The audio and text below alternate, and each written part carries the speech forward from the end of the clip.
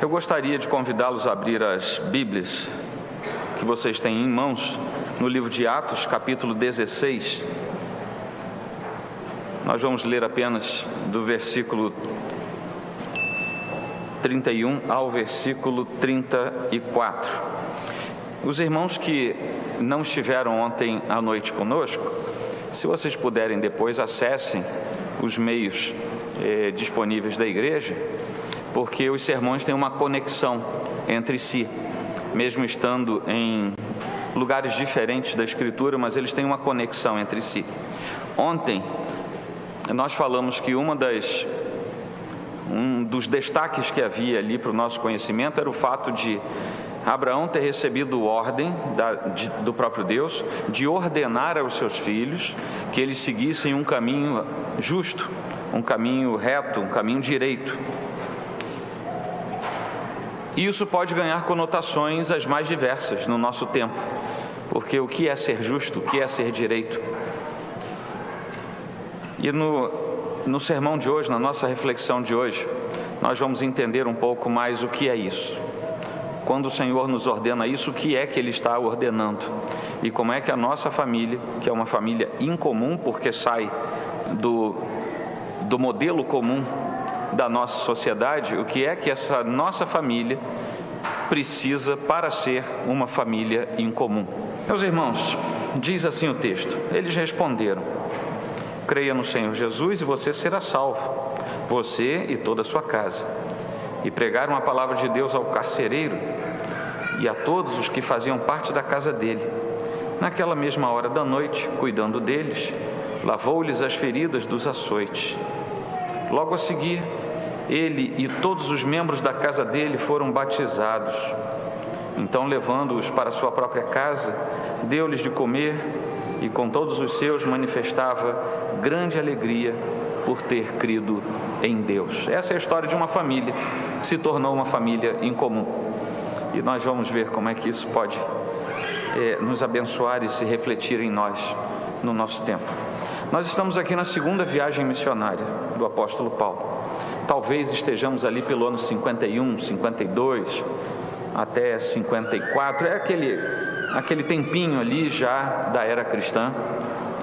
Às vezes a gente não presta atenção, mas o que estava acontecendo aqui tinha aproximadamente apenas 20 anos de distância do Senhor Jesus ter sido morto, ressurreto e ter voltado para a sua glória. Segundo a Escritura nos ensina, onde Ele está intercedendo por nós todo o tempo e de onde há de vir para buscar todos nós um dia. Era muito recente e a igreja do Senhor começava a se espalhar. Aqui, esse trecho aqui de Atos, capítulo 15, capítulo 16, é onde nós aprendemos a história de como a igreja entrou na Europa. Aqui é o comecinho da igreja na Europa. E aqui, particularmente, é o início da igreja em Filipos, uma cidade bastante importante para aquele tempo. Pela primeira vez, os apóstolos estavam indo, e nessa sua segunda viagem missionária, Paulo encara isso com muita seriedade. Pela primeira vez, eles estavam indo dizer ao mundo as resoluções do Concílio de Jerusalém, que tinham atestado algumas coisas que eram ainda belicosas no meio da igreja. E agora Paulo estava muito feliz em poder pregar por onde quer que ele fosse, não apenas na autoridade da Escritura, mas também na autoridade da igreja que o enviava, dizendo: não existe mais gentio, não existe mais judeu, não existe mais a necessidade de você se caracterizar como judeu para ser cristão. E Paulo estava bastante empolgado com essa possibilidade. Nós vemos isso aqui nas narrativas das viagens missionárias, a partir da segunda delas principalmente. Só que o clima na cidade mudou drasticamente, porque depois de muitos acontecimentos ali, Paulo entrando, recebendo aquela informação da parte de Deus que ele tinha que ir para Macedônia, ele entra, ele encontra gente lá, ele descobre gente em oração, ele prega, a gente se converte, e agora, depois de tantas coisas boas, o clima muda. E havia naquele lugar uma jovem possuída de espírito, um espírito adivinhador, e Paulo a repreende, repreende o espírito, ela para com aquilo gera problemas de ordem financeira, porque havia exploração por detrás disso, nada parecido com os nossos dias. Mas o fato é que Paulo foi preso. Paulo e Silas estavam presos e acorrentados, já tinham sido açoitados, seguindo as normas romanas daquele tempo. Eles deviam estar com as costas em carne viva, eles estavam sem qualquer tipo de atendimento. Uma curiosidade é que a prisão no tempo do Império Romano não era considerado um castigo. Castigo era ser morto, castigo era ir para algum tipo de suplício. A prisão era apenas o lugar que você ficava para esperar o seu castigo. Você imagina como é que era isso naquele tempo. Então, para as autoridades romanas, Paulo sequer estava sendo castigado. Ele tinha sido castigado com os açoites, mas agora ele estava ali, sofrendo juntamente com Silas. E nós sabemos o que houve, porque no meio dos louvores, rompem-se as cadeias, portas se abrem, porque o Senhor envia um tremor violento de terra a ponto de fazer tudo isso. O que nós temos aqui é uma narrativa de que um evento constrangedor e de profundo sofrimento para os filhos de Deus gerou também uma grande possibilidade de bênção e salvação da parte de Deus. Eu não quero ser fatalista, mas Deus usa os meios menos planejados por uma mente humana para alcançar os seus objetivos, os objetivos eternos da salvação. E talvez aquela família daquele homem, continuasse a ser uma família comum, adorando deuses comuns, servindo imperadores comuns, aguardando uma morte comum, se não fosse o poder de Deus, conduzindo seus filhos através, sim, de meios de sofrimento, para que aquela família se tornasse uma família incomum. E aqui fica a pergunta: como é que surge, no meio da nossa jornada, uma família incomum? Como é que Abraão, ao dar ordem aos seus filhos para que eles fossem direitos e justos, poderia ter garantia de que seus filhos e os filhos dos filhos prosseguiriam nessa jornada? Primeira coisa que eu gostaria de dizer a vocês está nos versos 31 e 32, que é o fato de que uma família incomum é uma família que conhece o Evangelho. E não conhece o Evangelho de qualquer maneira, não conhece qualquer Evangelho, mas conhece o Evangelho do nosso Senhor e Salvador Jesus Cristo. É importante dizermos assim, porque muita coisa vem hoje assinada como sendo o Evangelho. E nós pensamos que isso é algo apenas do nosso tempo, mas não é, porque o próprio apóstolo Paulo, assim como Pedro, Tiago, tiveram que lutar contra coisas que apareciam chamando-se de Evangelho. E nós precisamos estar firmes no fato de que apenas com o Evangelho puro, simples, direto do nosso Senhor e Salvador Jesus Cristo, é que uma família tem a caracterização final de ser uma família incomum. Essa aqui não foi a única vez que Paulo aproveitou a oportunidade para resumir a mensagem do Evangelho. Mas ele resumiu absolutamente tudo. A pergunta daquele homem tinha sido muito simples, muito direta, muito objetiva. Aquele homem o carcereiro, ele estava extasiado. Ele ia se matar. Ele sabia quais eram os castigos advindos de ele ter permitido que os prisioneiros fugissem. Era noite. Ele olha para os lados e vê portas abertas, cadeias rompidas, prisioneiros soltos, talvez de pé em algum lugar, ainda assustados com tremor de terra. E ele fala assim: todo mundo vai fugir, eu vou me matar antes de Roma me pegar, porque se eles me pegarem, eu vou sofrer muito mais do que esses prisioneiros já sofreram até agora. Prestes a se matar, os servos do Senhor disseram: não faz isso não precisa fazer isso. E ele fala de modo muito simples: senhores, o que devo fazer para que seja salvo? Aquela pergunta foi tão direta, foi tão objetiva. Ele era o chefe de uma família, que nunca tinham ouvido falar do Senhor, uma família que talvez tivesse um pequeno panteão de deuses dentro da sua casa, uma família que certamente tinha ídolos, aos quais sacrificava, aos quais doava coisas, aos quais doava a própria vida e a própria alma, sem quaisquer garantias de eternidade ou de salvação, mas era isso que eles conheciam. Então aquele homem olha para os filhos de Deus que tinham falado: calma, ninguém fugiu, ninguém vai fugir, pode ficar tranquilo. E aquele homem simplesmente não entende nada, porque ele diz: se eu fosse um dos prisioneiros, eu já estava lá na esquina correndo. Mas por que é que esses homens estão parados? E por que é que alguns parecem liderar todos e acalmar os prisioneiros? E ele pergunta: o que eu devo fazer para que eu seja salvo? E diante de uma pergunta tão objetiva e diante da possibilidade de aquele homem ainda se matar, Paulo resume a mensagem da salvação de forma absolutamente contundente: creia no Senhor Jesus e você será salvo, você e toda a sua casa. Essa é a mensagem talvez mais resumida que nós temos, mostrando qual é o caminho para chegar à salvação.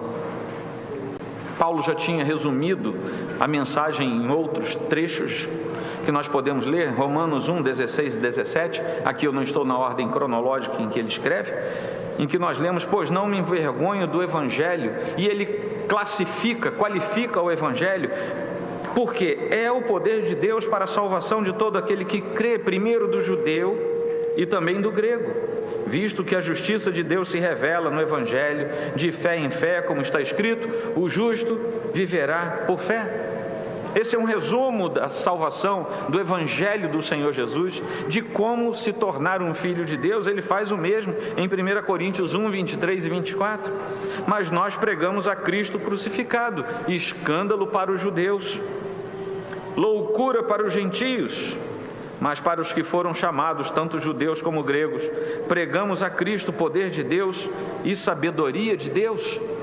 E apenas mais um exemplo, Colossenses 1, 23, se é que permaneceis na fé, alicerçados e firmes, não vos deixando afastar da esperança do Evangelho, que ouvistes e que foi pregado a toda criatura debaixo do céu, e do qual eu, Paulo, me tornei ministro.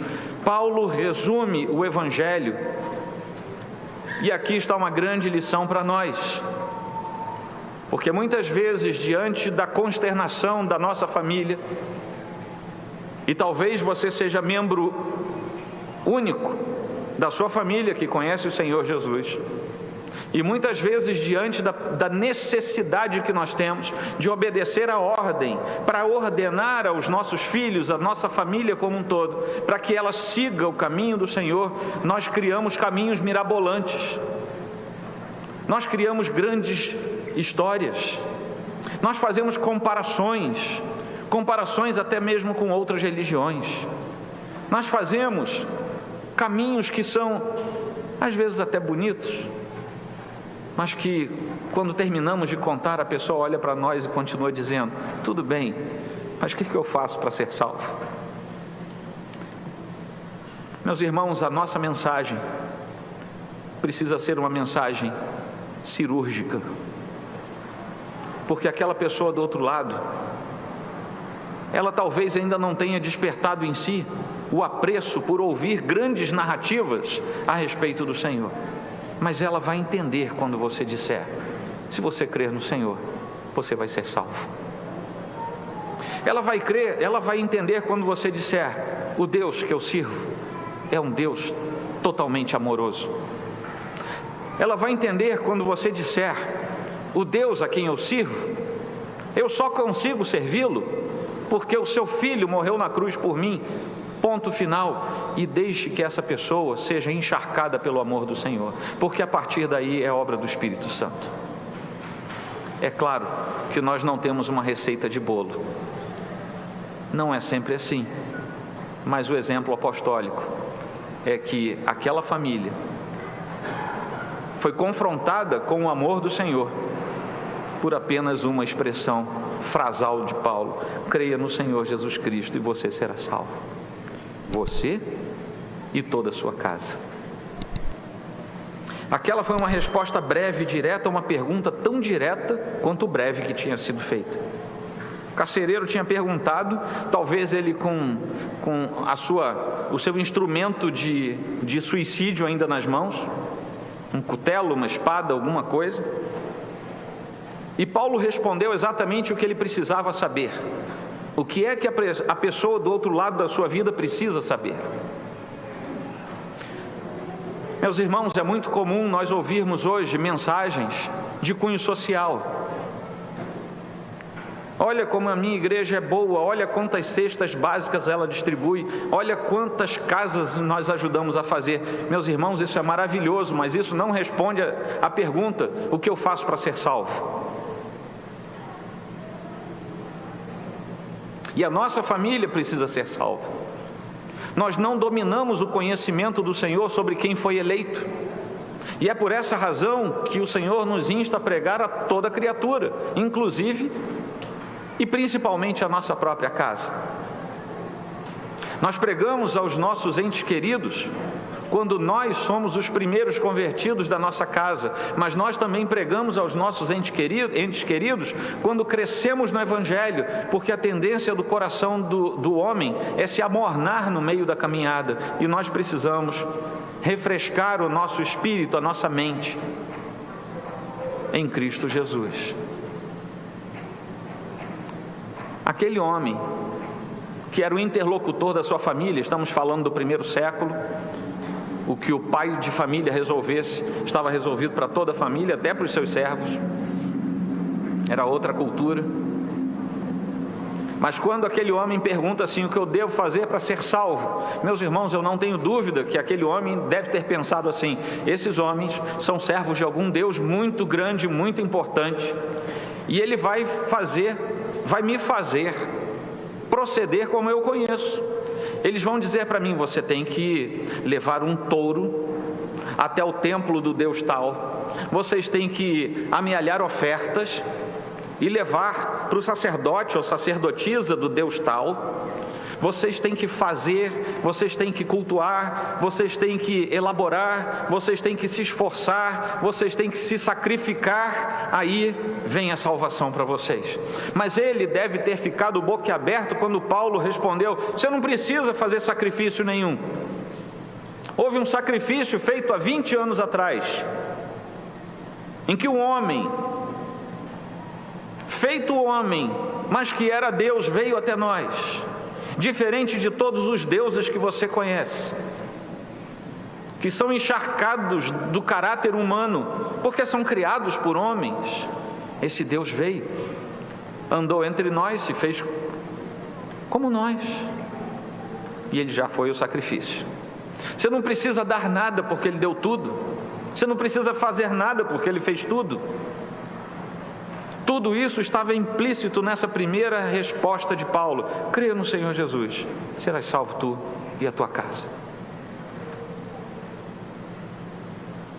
A salvação entrou naquela vida por obra do Senhor e entrou naquela família. A partir daquele momento, o texto nos diz que eles foram batizados, ou seja, os apóstolos verificaram que havia uma transformação de fato acontecendo no coração de toda aquela família. O carcereiro e toda a sua família foram salvos pelo Senhor. Ali, naquele momento, uma família em comum começava.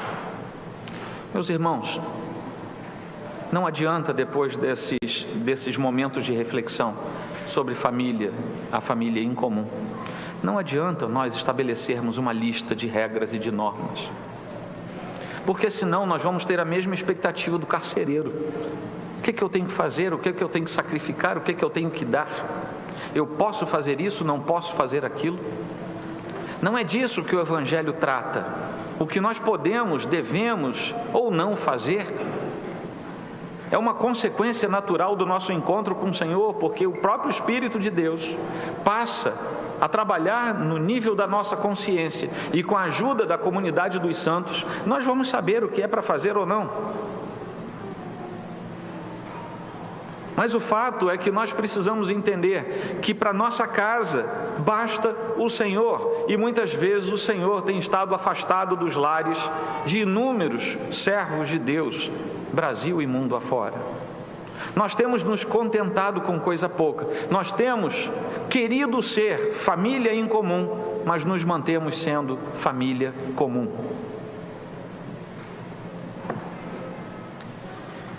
Eles ganharam. Aquele homem ganhou a vida. Ele ia se matar, ele ganhou a vida por causa do Evangelho. Ele ganhou a vida 2 vezes, ganhou a vida eterna e ganhou a vida natural, porque ele não se suicidou mais. A família daquele homem ganhou dignidade, ganhou sobrevida dentro de um império em que ser órfão e viúva ainda era muito complicado, por causa do Evangelho. Os servos daquele homem muito provavelmente tiveram um tratamento diferente a partir dali, por causa do Evangelho.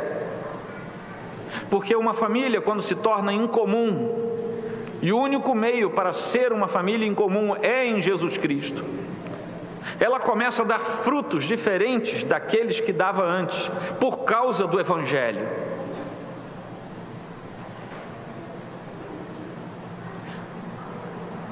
Lares que comungam conosco, domingo após domingo, talvez ainda tenham práticas dentro das 4 paredes da sua casa que nós sequer imaginamos. O Evangelho precisa agir ali dentro. É mister que haja fruto do Evangelho nas nossas casas.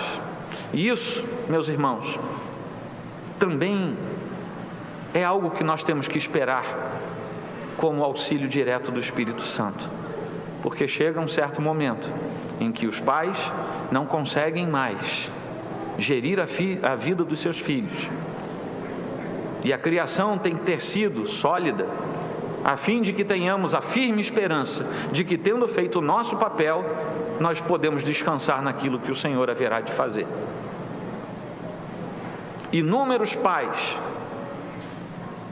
dentro das igrejas espalhadas pelo Brasil e pelo mundo amargam situações tenebrosas, e talvez hoje parem para pensar: eu devia ter feito isso, eu devia ter feito aquilo. Mas eu gostaria de reforçar que o maior lamento que pais podem ter será de não terem levado aos seus filhos a mensagem do Evangelho. Podemos ter vários modelos, podemos ter várias formas de construção da consciência cristã de nossas casas, mas não pode faltar o básico, porque a pergunta é: o que eu devo fazer para ser salvo? E a resposta é crer no Senhor Jesus, e você e a sua família serão salvos. Famílias incomuns são incomuns por agirem dentro dos padrões do Senhor e totalmente fora dos padrões desse mundo. Para isso, é preciso conhecerem o Evangelho autêntico do Senhor. Uma dica: não basta alguém dizer para você na TV, por aí, você zapeando os canais: olha como é que eu sou bíblico, abre a Bíblia, lê um versículo e fala sobre aquilo. Ser bíblico não é isso. Ser bíblico é trafegar na Escritura, pautado na sã doutrina, e fazer a correlação exata dos textos da Sagrada Escritura. Porque, meus irmãos, o que mais vemos por aí é gente dizendo: olha como eu sou bíblico, e tirando os textos totalmente do seu contexto. Não creiam que tudo aquilo que se chama de Evangelho é Evangelho, porque não é. Mas essas famílias incomuns precisam conhecer o Evangelho do Reino, precisam conhecer o Senhor Jesus e andar com Ele em intimidade de vida. Famílias incomuns vivem a alegria do Evangelho e, não se contendo, elas compartilham essa mesma alegria, mesmo que estejam passando por dificuldades. Paulo e Silas, presos, açoitados, acorrentados,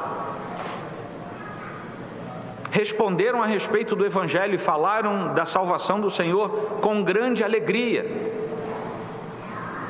Não são as vicissitudes da nossa vida que vão roubar a alegria do Evangelho. E se nós temos o Evangelho no nosso coração, ele precisa ser compartilhado com alegria, independentemente do que estejamos vivendo. As coisas que vivemos aqui passam, são temporais. O Evangelho que reside no nosso coração é eterno e ele precisa ser compartilhado para conduzir outros à eternidade no Senhor Jesus. Mas uma família incomum, uma vez tornando-se incomum, ela tem também uma característica, que é de apresentar vida transformada. Lucas, que é o autor do texto de Atos, na sequência do que ele escreve a respeito de Jesus no Evangelho de Lucas, ele escreve esse trecho de maneira muito direta, até um pouco mais direta do que ele costuma escrever, como se ele não quisesse permitir nesse momento muitas indagações. Ele queria simplesmente informar o que tinha acontecido. E esse resumo do Evangelho aqui, do versículo 31, ele depois é seguido por uma descrição também simples e rápida, dizendo que eles simplesmente pregaram a palavra de Deus, não apenas ao carcereiro, mas a toda a sua família, a toda a sua casa. Isso está lá no versículo 32. E Lucas continua sendo muito objetivo nas suas informações e nos dá 4 evidências que ele percebe naquele momento, naquela situação, de que realmente aquelas pessoas haviam se convertido ao Senhor, de que ali era o nascedouro de uma nova família em comum. A primeira evidência está no versículo 33. Naquela mesma hora da noite, ele narra que aquele homem pôs-se a cuidar dos homens, dos prisioneiros, lavando as suas feridas. Até meia hora atrás, aquele homem estava tomando conta, talvez supliciando aqueles homens. Veio um tremor de terra, ele viu o que tinha acontecido, ele pergunta: o que eu tenho que fazer para ser salvo? A resposta vem, a salvação entra na sua vida, ele muda da água para o vinho, num curtíssimo espaço de tempo, porque ele passa de algoz a cuidador daqueles que estavam feridos, machucados. Isso nos lembra do texto lá de Tiago 2, 17, 18, assim também a fé, se não tiver obras, por si só está morta. Mas alguém dirá: tu tens fé e eu tenho obras, mostra-me essa tua fé sem as obras, e eu com as obras te mostrarei a minha fé. Ao lavar aqueles prisioneiros, o carcereiro demonstra que ele próprio tinha acabado de ser lavado, porque para lavar aqueles prisioneiros com água, ele precisou ter sido lavado com o sangue do Filho de Deus. E nada nos transforma nesse mundo na contundência e na profundidade do amor de Cristo e daquilo que Ele fez por nós na cruz do Calvário. Ele só conseguiu lavar com água porque o Senhor o tinha lavado no seu precioso sangue. E se eu e você somos lavados no sangue do Cordeiro, e se nós não damos fruto como esse carcereiro deu, nós precisamos parar, refletir diante do Senhor, para ver o que está acontecendo dentro de nós. Porque ser lavado no sangue do Cordeiro não é apenas ganhar a vida eterna, sentar num banquinho e ficar esperando o Senhor mandar tocar as trombetas. Ser lavado no sangue do Cordeiro é não se intimidar diante desse mundo, é promover que a nossa casa seja uma casa incomum. E isso não vai ser fácil, porque você vai ter que lutar contra as intempéries de uma sociedade que cada vez mais se levanta. Você vai ter que sim ter respostas adequadas para os seus filhos pequenos, porque eles saem de manhã para a escola e quando chegam com uma novidade perguntando para você, coisas às vezes que você não teria coragem de perguntar nem quando tinha 50 anos, seu filho de 5 já faz isso hoje. Você precisa ter coragem, e o fruto é demonstrado em você por causa do sangue de Cristo que lavou você. E nós passamos a pensar com o pensamento que o Senhor nos dá. Mas isso precisa de ação. Nós precisamos agir. Famílias incomuns cuidam das pessoas, porque são cuidadas primeiro, e primeiro são amadas por Deus.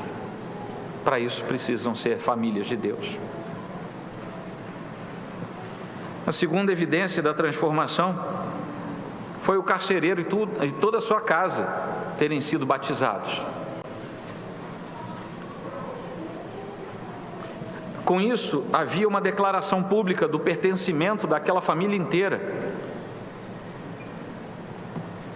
ao fato de que elas tinham se juntado à grande família da aliança. Uma característica das famílias incomuns é que elas fazem parte da grande família em comum.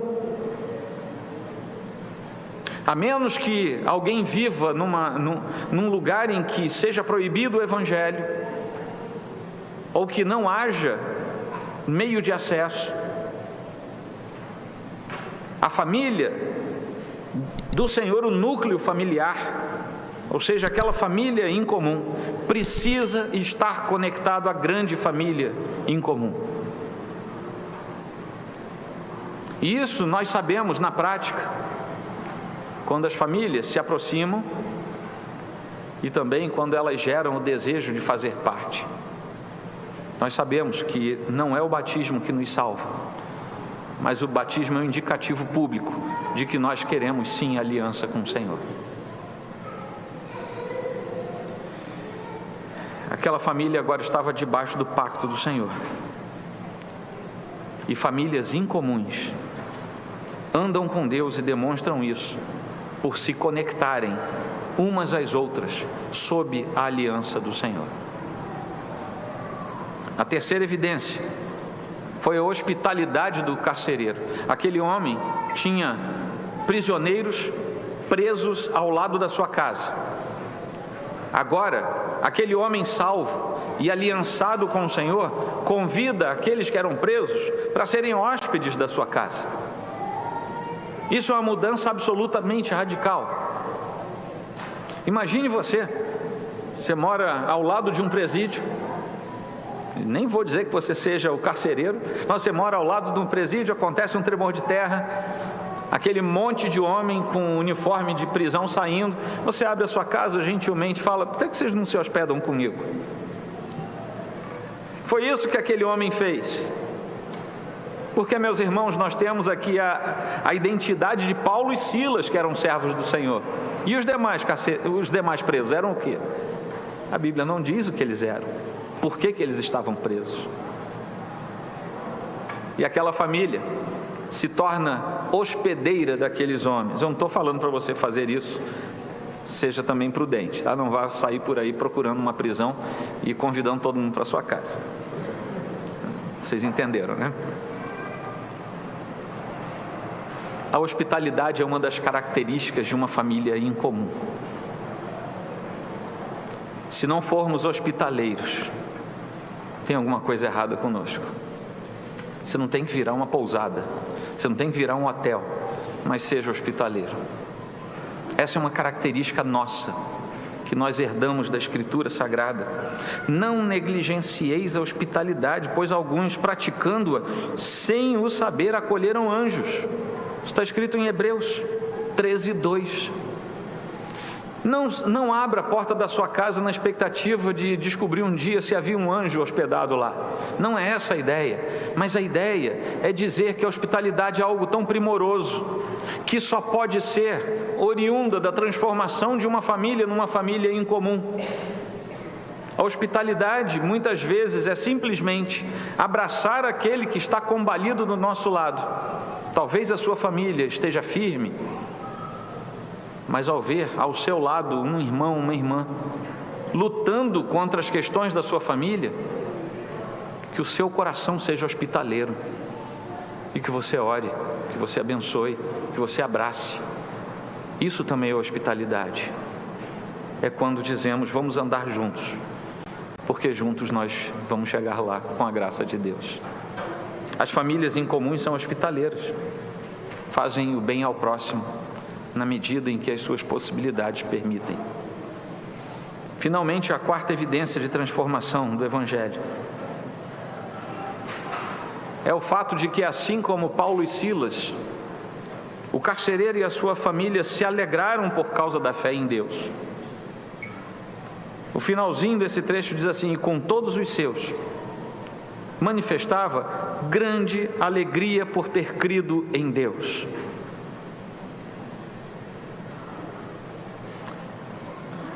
É muito comum também, nos dias de hoje, os pais e os familiares, os responsáveis muitas vezes, quererem alegrar a sua família com coisas.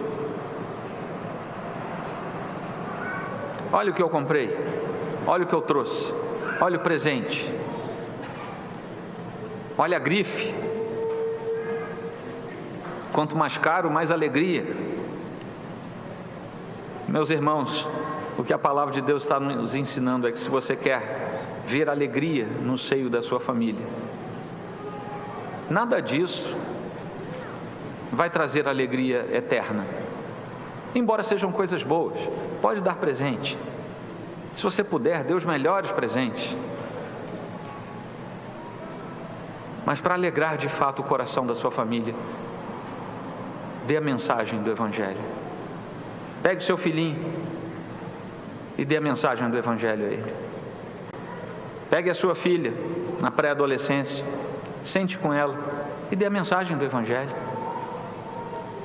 Espere o seu filho adolescente chegar da escola com aquela pergunta escabrosa, ou seu filho jovem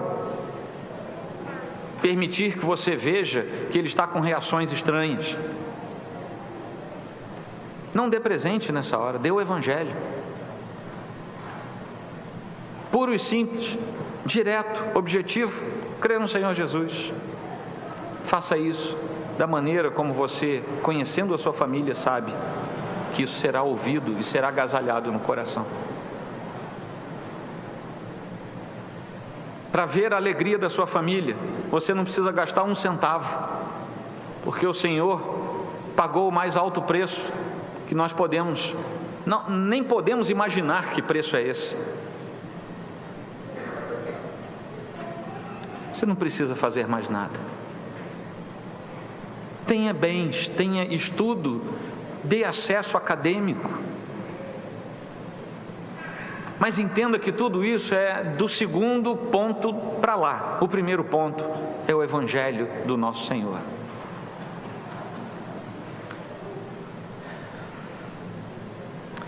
Aqueles irmãos estavam felizes porque eles estavam à beira da morte.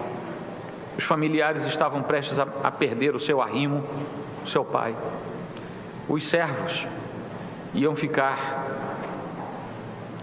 perdidos porque talvez, se a família não tivesse condições, eles teriam que ser vendidos ou tomados por outros que talvez fossem menos compreensivos do que aquele homem. E naquele momento, o que Paulo e Silas pregam para eles é algo que deu alegria, e alegria eterna. A partir daquele momento, aquela família teve uma esperança inserida no seu contexto que eles não tinham até então. E essa esperança era a esperança de que tudo aquilo passando, eles veriam o Senhor face a face. Eu já falei e repito, nós não criamos nossos filhos para o mundo, nós criamos nossos filhos para Deus. Nós que somos pais, um dia vamos estar diante do Senhor, o reto juiz. E eu, meus irmãos, olhando para a Escritura, eu não faço a mínima ideia de como vai ser isso. Essa é uma linguagem talvez metafórica para nós entendermos que estaremos diante do Senhor, Deus Todo-Poderoso, que sabe todas as coisas, e eu vou ter que dar contas a Ele. Da minha família, eu sou o cabeça do meu lar, eu vou ter que dar contas.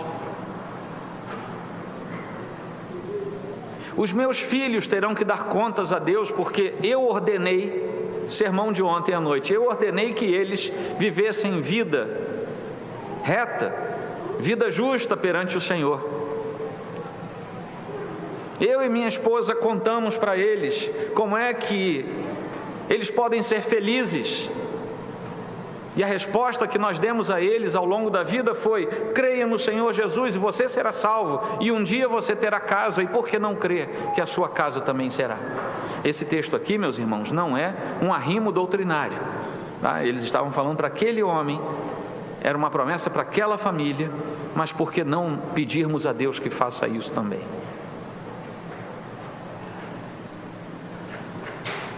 O que é que nós queremos da nossa família?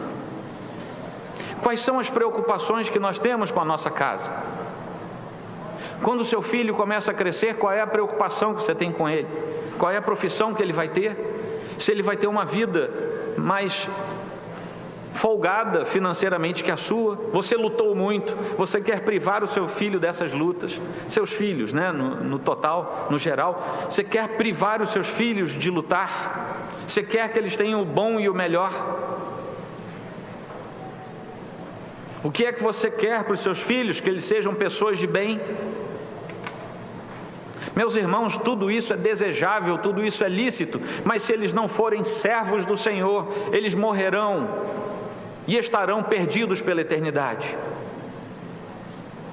Não podemos desejar nada para os nossos filhos acima de desejar a salvação da alma deles.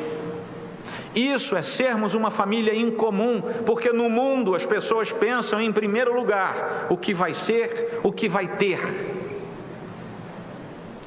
E em primeiro lugar a Escritura nos ensina em que ele vai crer. Se ele crer no Senhor Jesus, você pode esperar como os patriarcas fizeram, que muitos dias venham sobre você e você desça à sepultura. Não é uma coisa meio feia para os nossos dias, mas é a linguagem do Antigo Testamento. E você vai em paz com o Senhor, porque você cumpriu o maior ministério da sua vida, que era fazer o seu papel para que a sua família fosse uma família incomum. Quando seus filhos chegarem em casa em dúvida, tire a dúvida deles. Mas pastor, eles me fizeram uma pergunta que eu não tenho resposta. Para a qual não tenho resposta? A sua família incomum é conectada a outras famílias incomuns, debaixo da aliança do Senhor, e por uma questão de aliança, de graça do Senhor, Ele disse: eu dei uns para pastores, outros para mestres. Quando as famílias incomuns se juntam debaixo do âmbito da aliança, vocês têm docentes, têm pastores, tem presbíteros antigos na igreja que podem ajudar você. Tem irmãos idôneos que dizem: meu irmão, já passei por isso. Uma família em comum não anda sozinha, ela anda no âmbito do reino de Deus. É por isso que eu disse, não adianta nós termos uma lista do que pode e que não pode fazer, porque as coisas mudam, e mudam rapidamente. Há 20 anos atrás, você não tinha preocupação se seu filho acessava pornografia por um celular, porque seu filho não tinha celular. Nem você tinha direito. As coisas mudam. E nós precisamos estar prontos, como família incomum, a partir daquilo que nós temos dentro de nós, que é a presença do Santo Espírito do Senhor, que nos conduz a todas as coisas. E quando você não tiver mais como orar por sua família, talvez em angústia, talvez com o coração pesado, talvez com a mente acusativa, pode deixar que, sem entender, sem você conseguir falar direito, talvez sem conseguir balbuciar a sua oração, o Espírito Santo leva o que está dentro de você, nem que seja com gemidos inexprimíveis, e os entrega perante o Senhor. Uma pergunta para nós nesta noite: nós estamos debaixo dessa aliança do Senhor, como família? somos uma família incomum? O que falta para a sua família ser uma família incomum? O que é preciso fazer? Você compartilha o testemunho da salvação com os seus filhos? Ah, não, meus filhos, quando eles forem adultos, eles vão saber. Meu irmão, se você deixar que eles sejam preenchidos, eles serão preenchidos por outras coisas. E tirar o lixo do coração humano é muito difícil. Faça isso desde cedo. Quando você olha para a sua família, uma família incomum, aos pés do Senhor, você sente alegria pelo que já aconteceu? E se você sente essa alegria, você participa a outros dessa alegria? Seus parentes próximos, seus amigos, que você vê a ponto, usando apenas a relação do texto, a ponto de perderem a própria vida, a própria paz, você fala para eles: crê no Senhor Jesus e você e a sua casa poderão ser salvos. Não precisa aprender a fazer exegese para isso. Não precisa se tornar um pregador para isso. Basta você se lembrar o que o Senhor fez com você e dizer: eu era, como diz o hino, eu era um pobre pecador, mas o Senhor me salvou. Conte o que Deus fez com você e o que Deus fez com a sua casa, porque Deus pode fazer o mesmo com outros. Amém? Vamos inclinar nossa fronte.